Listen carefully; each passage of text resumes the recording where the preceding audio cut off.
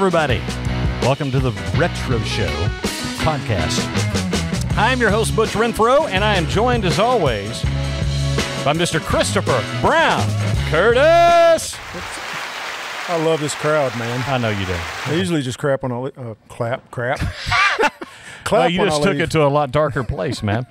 This is the Retro Show. We are glad that you have decided to join us. We are on the road today, actually. We are at the Flashback Pinball Arcade in Conway, Arkansas.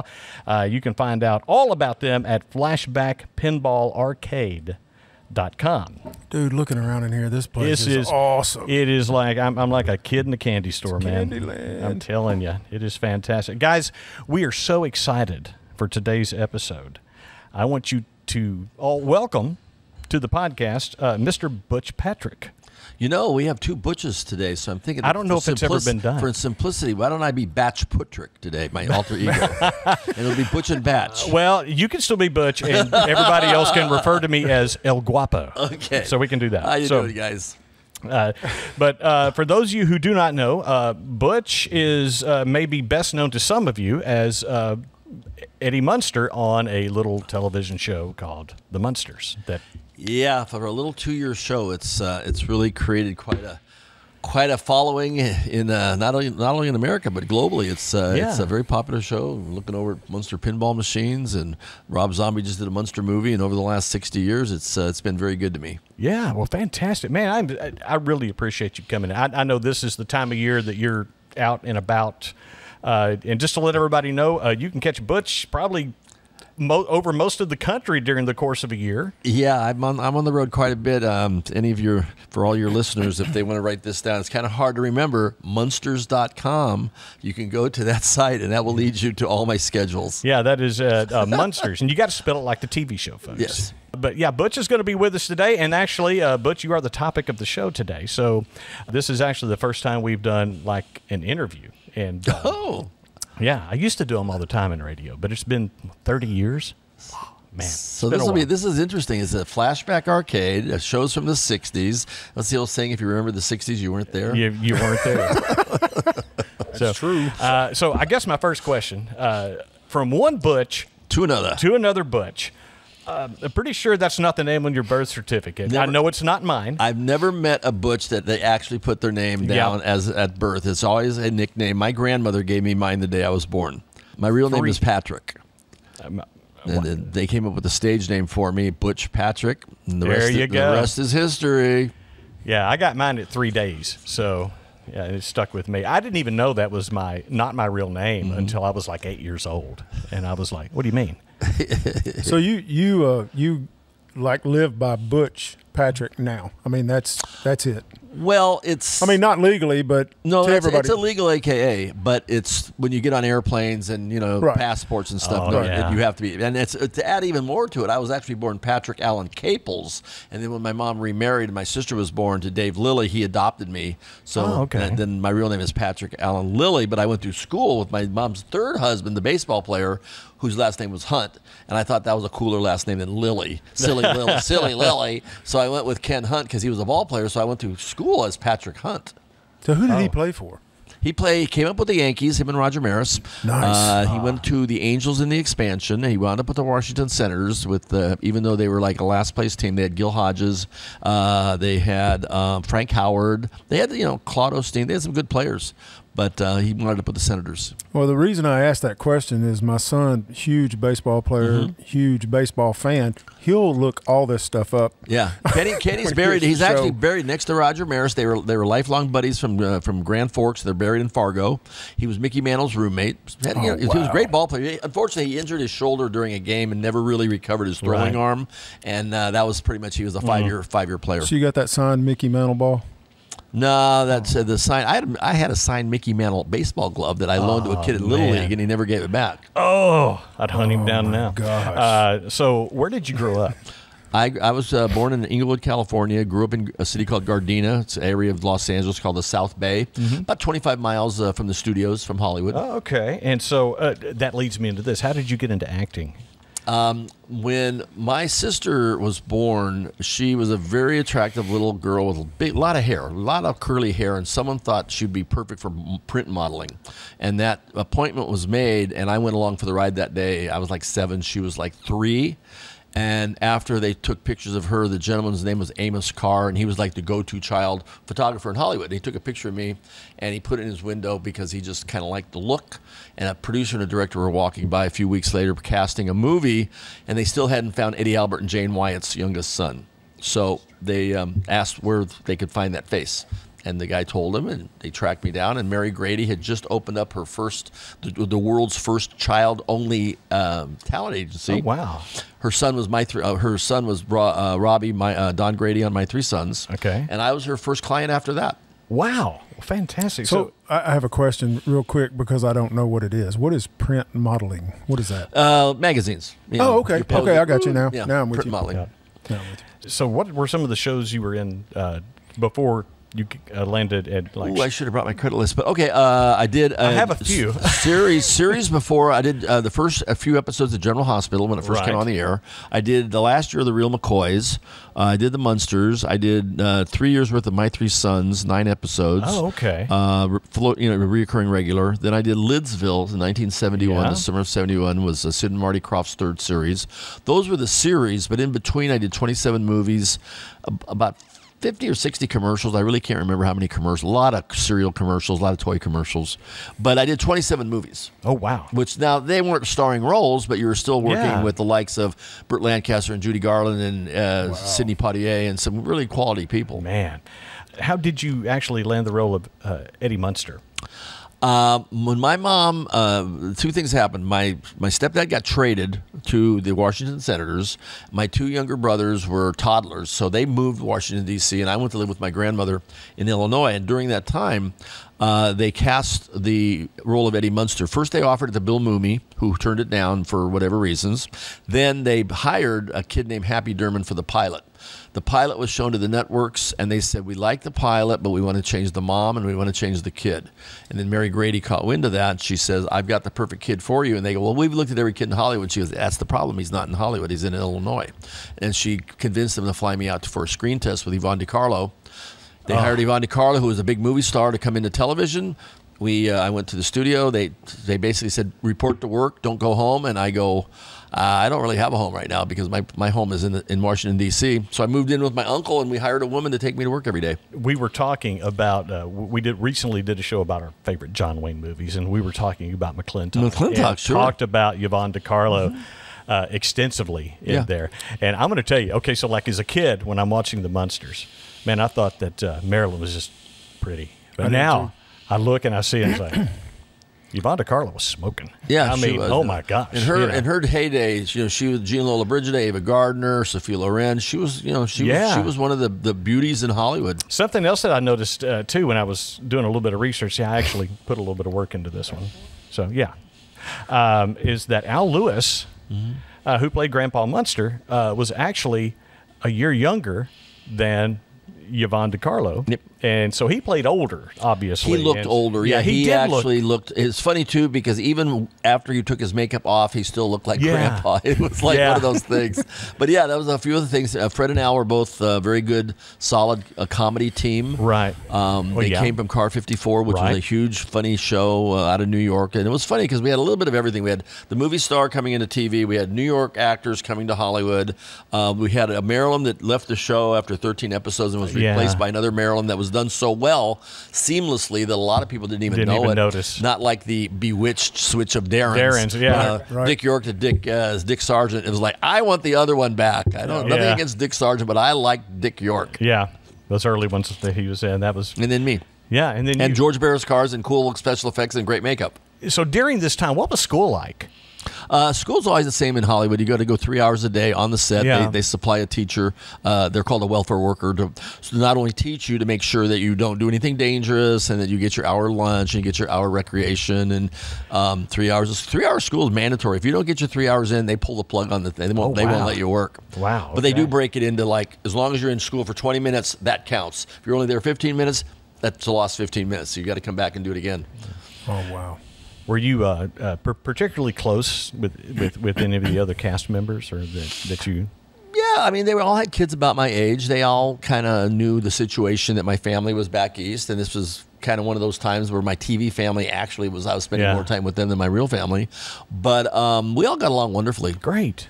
Man, that's good to hear. This is just the part of me that's been in TV for years has to know, because seeing people who do makeup and stuff.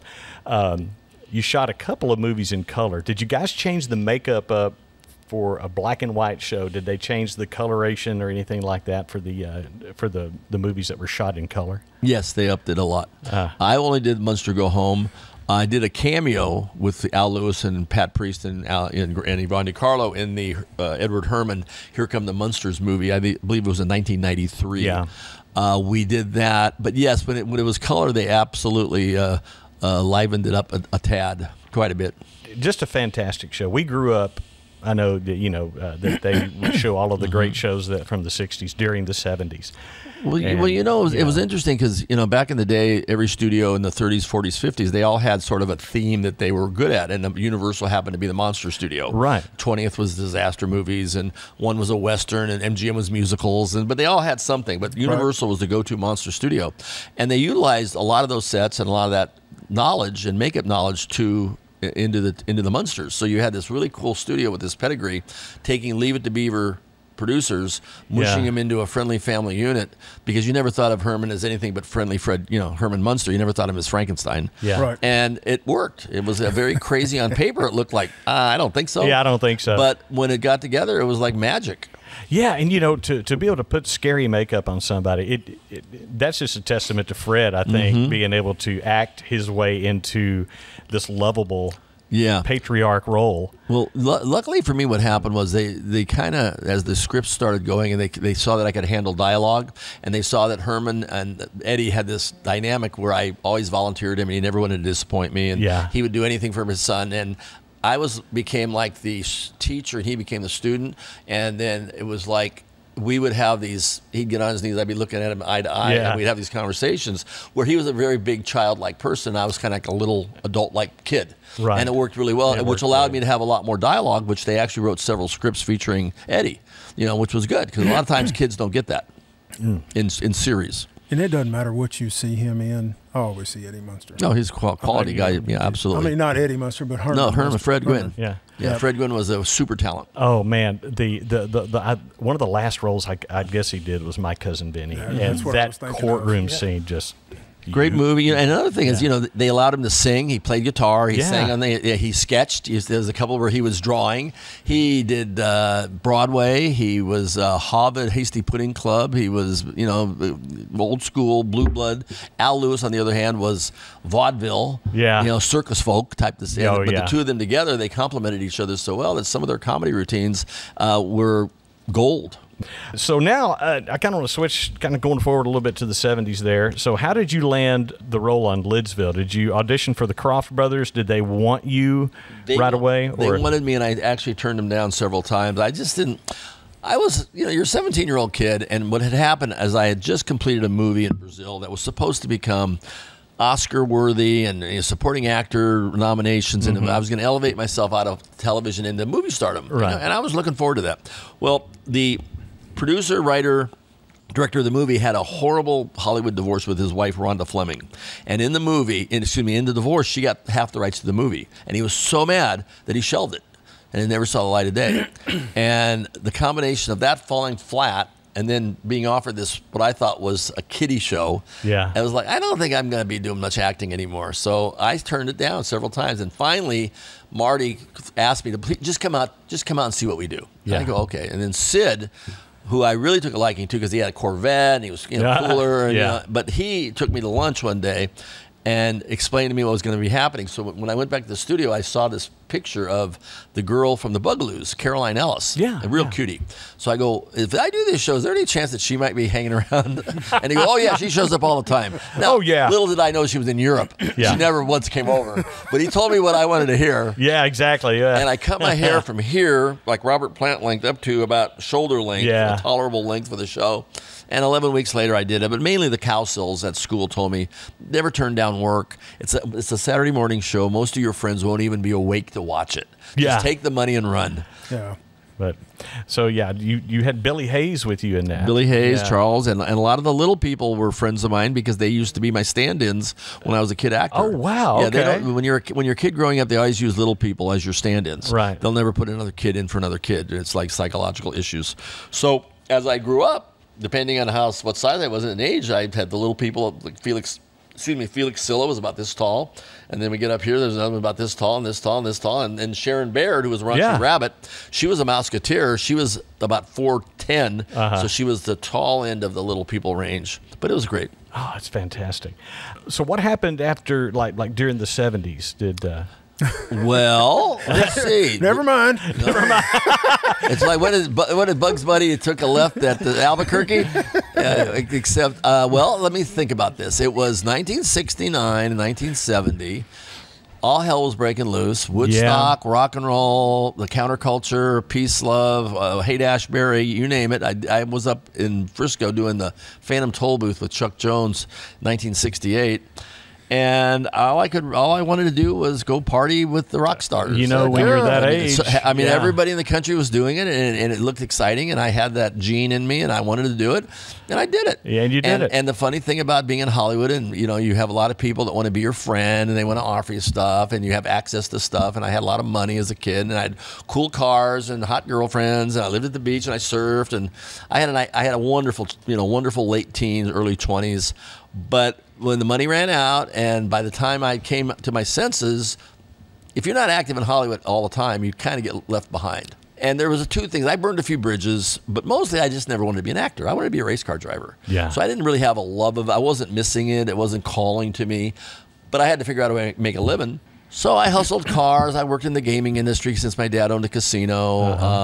But I, odd job, small businesses, this and that. We mentioned cars now, and that leads me into what you're doing these days. And so let's talk about, so you have two replicas of the... Yeah, I had two Chevy. I bought a pair from a guy with his trailer, his truck, the whole 9 yards about 10 years ago. Then as I was doing it, I got tired of towing this 34-foot trailer, so I downsized to a 20-foot trailer with one car, which is my Dragula. Right. An accurate one. I sold my other two. They were Chevy powered. Or the original George Barris cars were 289 Ford Cobras. So this one is very accurate, and I'm having my coach replaced, and it will be done in October. Oh, wow. And it'll be accurate, but I'm only going to carry either the coach or the Dragula and my Harley, one or the two. It's going to be the Dragula and the bike or the coach. I'm not going to ever go back to, or maybe get another trailer and have somebody drive the second trailer. Right. But I do a lot of automotive events. I'm a member of a car club up in New Jersey called Dead Man's Curve.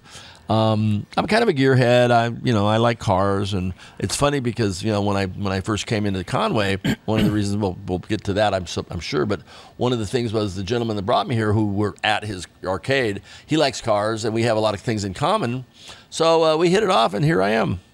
Well, somebody needs to be his friend. You're doing God's work. You got to remember too. Well, another thing is not only imagine this before I turned 16. My stepdad's a ball player, so when I'm not at the studio, I'm going to the ballpark. Who doesn't want to go to the ballpark early and shag flies in the stands and get to know every player in the American League? That I got to do because Eddie Munster, the Munsters were popular, and then baseball players are just big kids anyway. Yeah. So that was very cool. But on the side from that, I was going to the drag strip with Jack Christman, who invented the funny car, and this is like early in the Prudhomme and McEwen and all the early funny car years. I'm at Lions Drag Strip, Irwindale, OCIR, Bakersfield, doing the drag racing thing. So that led me into my teen years. So it was just wonderful from about 14 to 21. It was like the best. Wow. That's fantastic. Chris, you got anything you need to ask? Man, you're covering it, dude. All right. I'm in awe. Oh, okay. I mean, this your life is awesome to listen to. I had a very, very, very. I've been very blessed, and I have a great family and great brothers and sisters and stuff. I'm just very lucky. So you're now headquartered in Arkansas. Yeah, it's funny. I was doing something. I came by a few years ago, right before the pandemic, because Keller had bought a Munsters pinball machine, and I was touring with the Stearns Pinball Company to introduce the machine around the country. So I had both my cars on display. They had surrounded me with like 20 pinball machines, and they had this one girl with her big hair and had Munsters on, and it was very cool. So I had a wonderful time, and then the pandemic came to a screeching halt for everything. And by the time the pandemic was over, I had gotten away from a relationship I was in. I separated that, so I'm on my own, and I decided to reevaluate things, and I was going to go work up at a theme park outside of Indianapolis. That didn't happen. And I called Keller, and I said, damn, I'm going to be, I didn't book anything this summer. He goes, well, it's Toad Suck Days. Come on down and visit, and we'll talk about it. So this is like 4 years after my first visit, so I came back down, and we started talking about stuff, and one thing led to another, and I just started using Conway as my base of operations because I was based out of northern Missouri, driving around the country, and that's why I just moved it down about 600 miles. Yeah. But this city has I like small towns. It's not a small town, but it has a small town feel. Right. It's got all the amenities of a city. It's close to Little Rock. I used to have to drive 2.5 hours to an airport. Yeah. So I got everything I'm looking for here, and it also is affordable. Yeah, it's got a lot of good things going for it, and people are very nice, and I'm very happy here. Well, this town has changed so much since Keller and I graduated high school together. You mentioned something about that, it's so different now than it was. I tell people all the time, when we were in high school, I couldn't, and he could too, walk in any place in town and tell you something good or bad about everybody in the place. Yeah. And now I walk in a place and not know anyone. Well, but I can understand that definitely. In the two towns I lived with, my grandmother were both 5,000 people in the 5th grade and the 8th grade. So I had that good feel of that town. I actually bought my grandma's old house to save it. And that's what I sold recently and when I came down here. But to me, being from Los Angeles, this has a small town feel. Yeah. Sure. So I'm right where I want to be. I will make sure I never complain about traffic around you. Oh my God, I drive to the airport through Little Rock traffic. Ooh. Yeah. 3 minutes later, you're over the bridge and you're fine. It's over. It's after the rage, though. Yeah. But, well, listen, folks, if you want to find out more about what Butch is up to, you can go to munsters.com, munsters.com. Several on-set photos there that I noticed. I creeped around your website today just to see what's out there. And where can they find you, like social media? I have Instagram that is the real Butch Patrick, __. I don't use it much. I'm not really a big gram person. I have a Twitter account, BP Munster. I don't use that very much either. I'm more of a Facebook guy. Yeah. But mostly if they just go to munsters.com, I get emails. The old-fashioned Gmail. The old Gmail. Mm-hmm. The old Gmail stuff. I tell you, just growing up, your show, the Munster Show, was a big part of our life growing up. I mean, it was. I put it in the same category with the Beverly Hillbillies, I Dream of Jeannie. Andy. Huh? Andy Griffith. Yeah. Yep, absolutely. Gomer Paul, USMC. Yeah. It's something we always watch. It's funny when I have a book called Munster Memories, and the book is literally wrote itself from people coming to the table to come to introduce themselves and telling me how much this show meant to them or their grandma or their uncle or somebody in the family that when they were growing up that this was part of a very important part of their routine. Sure. Yeah. And it's like a feel good moment. Like how can you not enjoy going out and doing that over and over and over again when all people are coming up are doing is sharing a positive energy. And in this day and age, the way things are, that's a pretty unusual situation to be part of. And I'm very blessed out of it. But that's how the book got written, was people sharing stories. Oh, that's really And all cool. I did was put it together. That's great. Really, really cool. And where can they find this book? Munsters.com. Munsters.com. See there? Plug. Well, Butch, man, I cannot thank you enough for agreeing to come out. Like I said, I know you're a busy man. This is probably a busy time of year, but we're going to close out with you with 20 questions. Okay. And you will answer these as quickly as you can. Okay. Ever had a crush on a co-star? Yes. Okay. Beverly Owen. Who would win in a fight, Dracula or the Wolfman? If Wolfman got a hold of him, Wolfman. Beatles, Stones, or the Who? Beatles. Do you have a secret talent? A secret what? A secret talent that nobody knows about. Talent. Well, if he tells it, it's not going to be a secret anymore. See, there you go. I used to be able to juggle, but I haven't tried lately. I bet you still can. It's like riding a bike. The strangest thing you've ever eaten? Squid, I guess. Okay. Does pineapple belong on a pizza? Absolutely. Do people ever call you Bruce instead of Butch? All the time. All the time. In the battle of Captain Crunches, peanut butter or crunch berries? Crunch berries. Name a movie that scared you as a child. The Birds. Best Van Halen singer? Song? No, best Van Halen singer, Sammy or Dave? Oh, Sammy. Favorite toy as a child? Favorite toy as a child? Etch-a-Sketch. Favorite smell? Smell? Favorite smell? Favorite smell? Bacon. Toilet paper, yeah. over or under? Over. Hamburgers or hot dogs? Hot dogs. What was the make and model of your first car? 69 Mach 1. Oh, yeah. Is Keller a good golfer? Miniature or pro? Miniature, he's killer. Dogs or cats? Both. Ginger or Marianne? Oh, Marianne. Yeah, there you go. Coke or Pepsi? Pepsi. Okay.